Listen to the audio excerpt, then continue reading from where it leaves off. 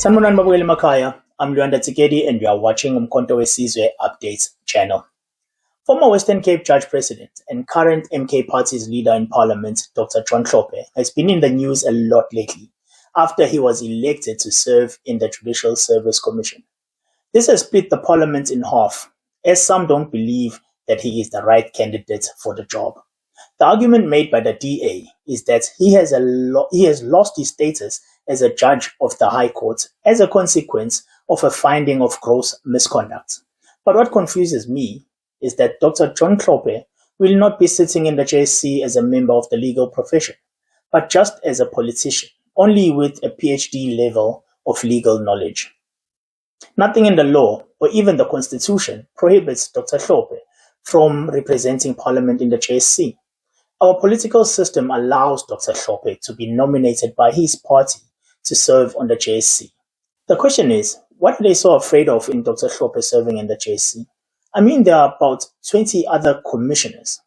His voice alone will not influence the outcome of any process. Other commissioners have an opportunity to challenge him on anything. For now, we speak to DA's Glyniss Breytenbach to get how strongly the DA feels about this decision. Thank you, Glyniss, for joining us. Please tell me, which rules of the National Assembly or the Constitution do you guys base your objection on? We don't base it on any rules of the National Assembly, as you set out in your long summation of the matter just now. There's nothing in the rules of Parliament that bar Dr. Hlophe from serving as a member of Parliament, sadly, and nothing that prevents him being nominated as a member of the Judicial Services Commission as the rules stand at the moment. There's clearly a deficiency in the rules that must be addressed with a great deal of urgency. The fact of the matter is that this is a unique occurrence. As you already mentioned, Dr. Hlophe is the first judge in democratic South Africa to be impeached. He was removed from his office as a judge for gross misconduct for the matters that you set out, and is therefore unfit to sit on the bench, unfit to sit in judgment of others.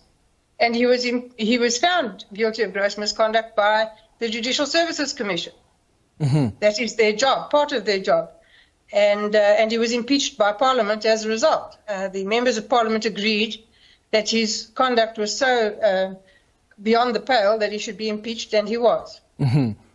So for him to now go and sit on the body that appoints judges, that interviews judges and appoints judges, when he himself has been found unfit to serve in the position of a judge, beggars the imagination. It demonstrates a complete lack of shame. Mm-hmm. It's unethical in my view, and certainly the decision by the National Assembly to continue with this process and allow him to be appointed, I believe will be found to be wanting on the grounds of reasonableness and rationality if it's taken on review. So, Glyniss, do you agree with me then that until the rules and the Constitution are amended, the current rules of Parliament are to be respected, even by you?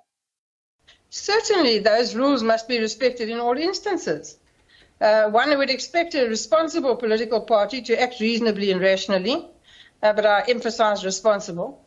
And you also mentioned, the impeached public protector, Ms. Mkhwebane, who sits on the Justice Portfolio Committee. As a matter of interest, it wasn't the Justice Portfolio Committee that impeached her. It was the Section 194 ad hoc committee that impeached her. Mm-hmm. But the fact of the matter is she now sits on the Justice Portfolio Committee, which is causing problems. It's already caused problems. We had to interview for a replacement deputy public protector. She insisted on participating in the process, despite the fact that we pointed out that she was conflicted. The process ran against our advice, and it was then had to be set aside at the very end, and now it's going to be redone at enormous expense to the taxpayer, mm-hmm. because the legal opinion that was obtained from Parliament has now found that she couldn't participate in that procedure. Yeah. So already it's causing problems. Impeached people do not belong in Parliament, and that's very clear. And Dr. Hlophe does not belong at the JSC, and that's very clear. Then what do you think would be the problem there? Should we all be angry now at our political party system because also looking at some of the members that both your DA and the ANC have deployed to Parliament as honourable members leave a lot to be desired. Some members of the public are even saying they are not fit to be called honourable members at all. That's how this so-called political system is designed. So what do you think Dr. Hlophe will do that paralyzes the institution?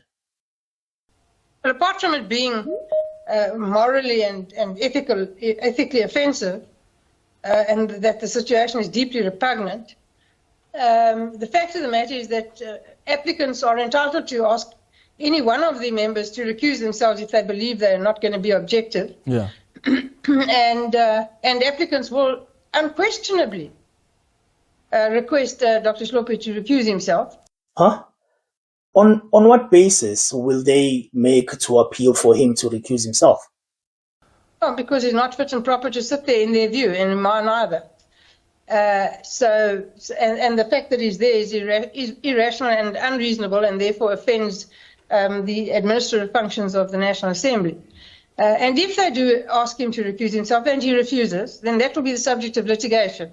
And the JSC will be tied up in endless litigation and will get no work done.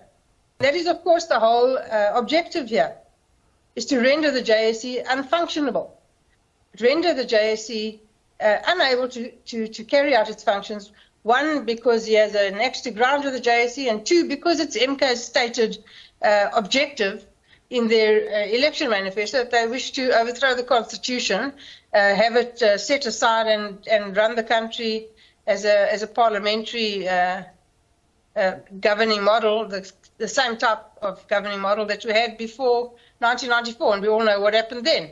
So that is their stated objective, and this is a step in that direction. It's very clear what they're up to. So it's pretty clear that we need constitutional clarity here. In fact, it must be welcome that if someone comes and says Dr. Hlophe is not fit to serve and asks him to recuse himself, and Dr. Hlophe refuses, and it ends up in the court of law, we should welcome that, because that right there would be the clarity, would give us clarity on how the JSC will deal with the matter. I hope that we can clarify the matter long before it lands up being a problem for the JSC to deal with. I've got no doubt that somebody, one or other NGO, or more than one, will take this matter, this decision of the National Assembly on review as being irrational and unreasonable. Yeah, what I'm trying to say here is that you must not create an impression that the JSC is somehow going to be in paralysis, because many people will take it to court if one organization or one judge objects to Dr. Hlophe sitting on the JSC, takes it to court, and it gives us that constitutional clarity that we seek. Yes, you see, that's the problem, exactly the problem. It's not for the JSC to deal with his position as a commissioner. He's sent there as a representative of the National Assembly. It's for the National Assembly to deal with it. They've now dealt with it, in my view, incorrectly. One application for a recusal doesn't mean that will settle the matter, because it won't change the fact that he's sent there by the National Assembly. So it becomes a very convoluted, difficult and complex legal argument, and will tie the JSC up for time that we just don't have. Already the JSC struggles to get through its workload. Already there's a massive shortage of judges on the bench. We don't need this extra delay that this is going to cause, when it can so easily be avoided by appointing somebody who is fit and proper. Somewhere in the MK party, they must have someone who's fit and proper. Do you think that the people who challenge Dr. Hlophe will have a strong case in court on the basis of ethical and moral arguments? Because as far as I know, the courts only deal with legalities. And you stated that nothing in the law or constitution bars Dr. Hlophe from sitting on the JSC.